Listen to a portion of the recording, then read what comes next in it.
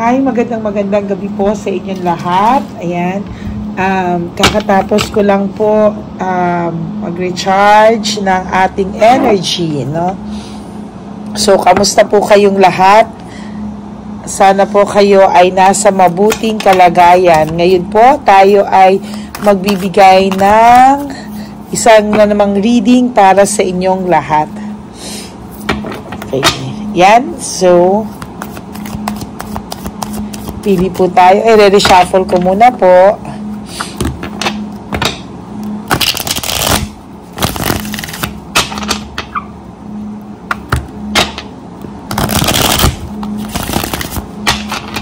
Yan. Tapos tayo po ay pipili ng 10. Namimiss nyo na po ba ang studio natin?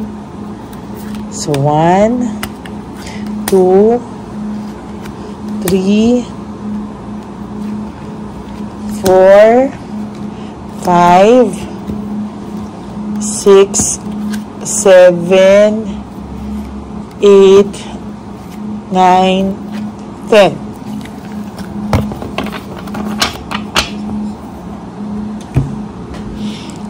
Then, pili po tayo ulit ng 10 pero tayo ay i-shuffle muna po natin. Para alam po natin na talagang yan.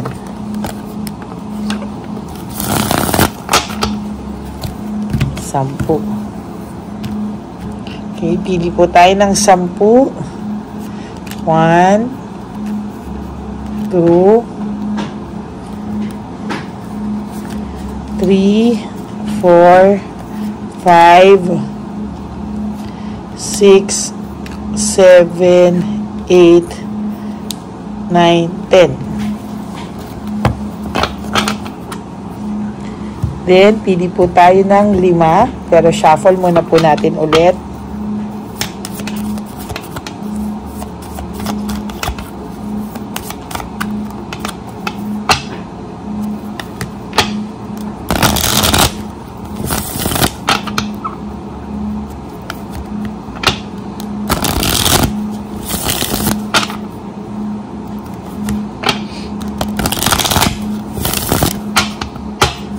Pili po tayo ng 5.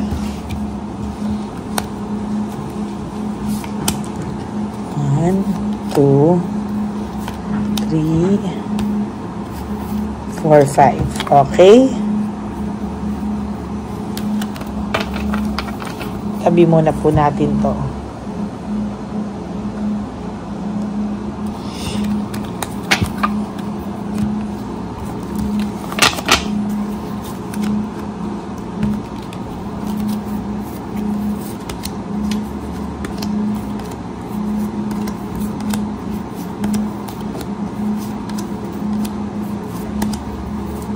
Kamusta po ang araw nyo ngayon? Araw ng linggo.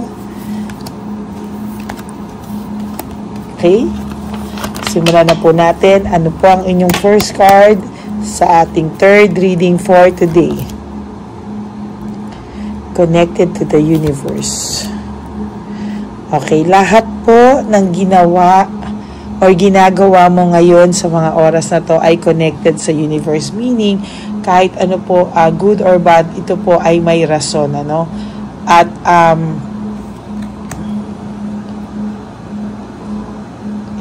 pinapakiramdaman ko lang po yung energy na.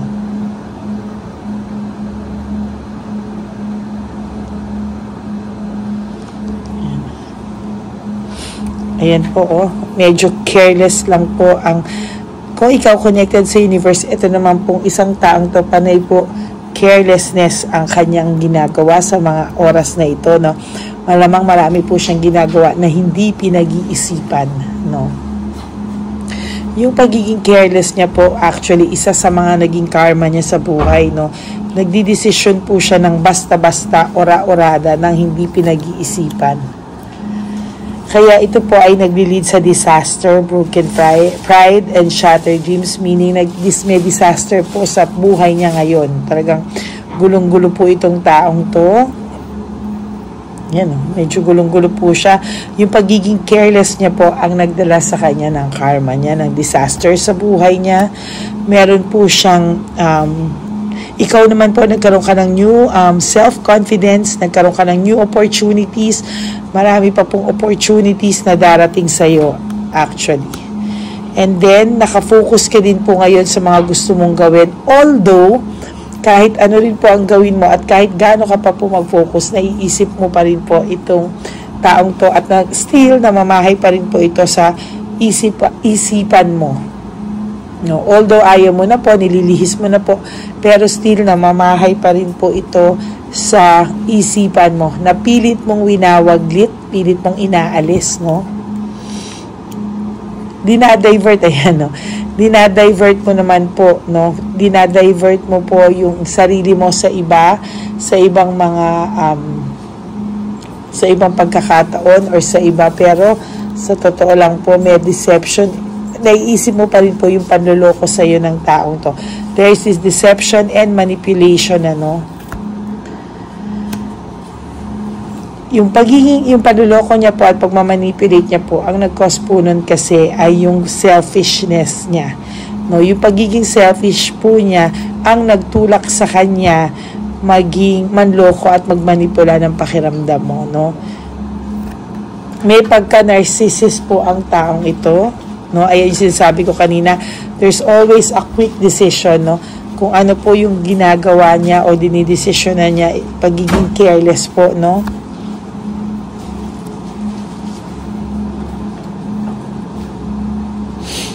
Isa po sa naging careless decision niya or decision na hindi pinag-isipan ay yung pag-iwan po sa'yo. Yan. Yung pag-iwan niya po sa'yo. Then, there's this group conflict, no, na ngayon ay iniinda niya. No? May frustration din po siyang nararamdaman sa mga oras na to.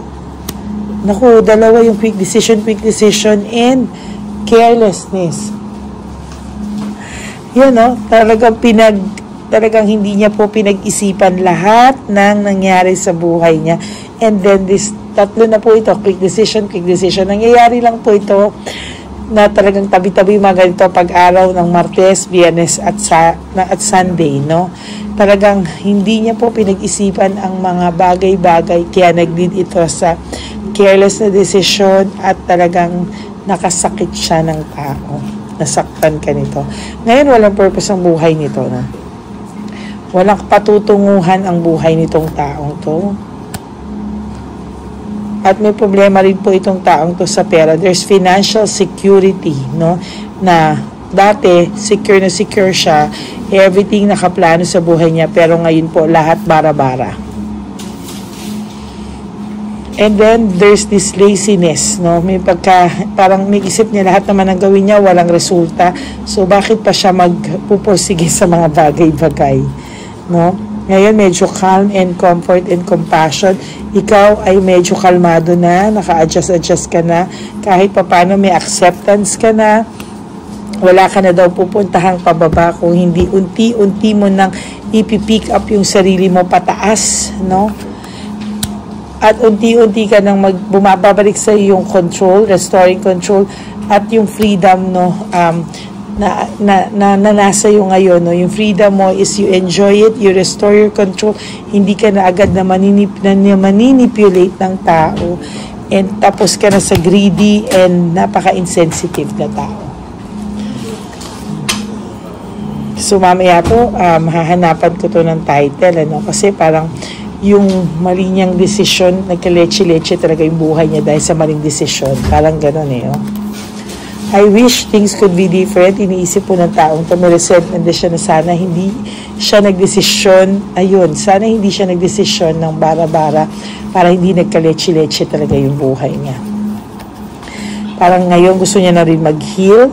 No? Gusto niyang simulan yung buhay niya ng mag-heal sa tamang pag-heal. I know I mess up everything. Aminado naman po ito sa sarili niya, pero hindi sa'yo, mataas ang pride nito. Aminado po siya na siya ang may kasalanan lahat at nasagad ka niya at talagang nasira niya lahat ng magagandang bagay sa inyo.